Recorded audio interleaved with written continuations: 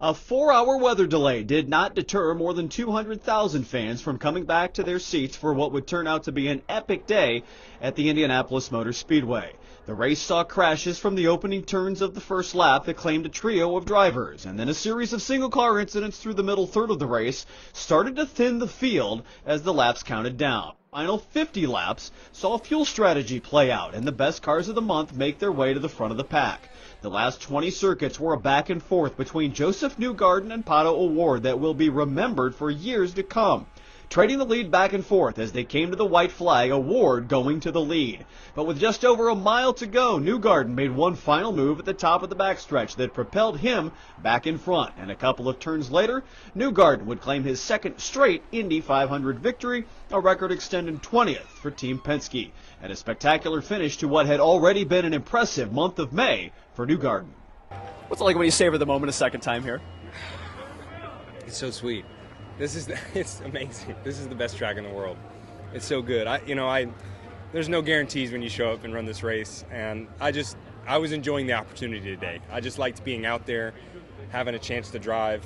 I knew it was possible to win, but it's so difficult to win that you just got to enjoy the moment.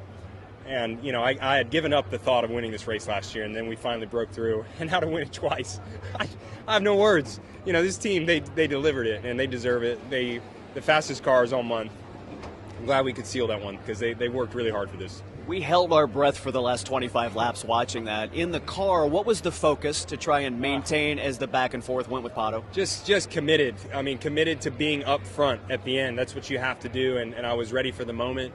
And, with Pato, it's not that he didn't drive me hard the last lap. He just drove me fair, and he allowed me to, race the way I did at the end. I'm so thankful that he's a good competitor.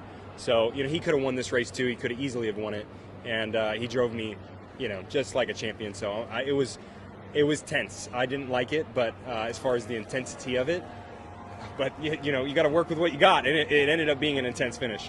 Of all the cool moments to watch you with the little one down there, Yard of Bricks, the fans and all that, he seems to kind of get it and to enjoy the day like this. It somehow was sweeter than last year. I don't know how, but it was even better, so I'm so thankful. A third of a second was the difference at the finish line, and it left 25-year-old Pato O'Ward as runner-up at the Indy 500 for the second time in 3 years. And in both of those, he was oh so close at the end. Tony Canan, Pato's team, teammates, and family members were there to console him.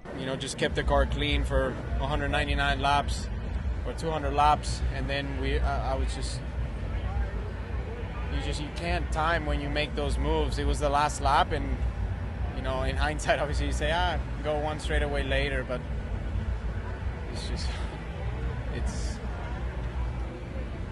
I'm sure one day it'll happen. It's really making me work for it. It's just so much work, and everything goes into this, and yeah, I've really dreamed about this. I want to give it to my team, and I feel like I drove the wheels off of that car today and put it in places where I never thought I would come out the other side in the corner, especially when we were third and fourth in line, just trying to get into the top two, and somehow managed to do it and just came up short.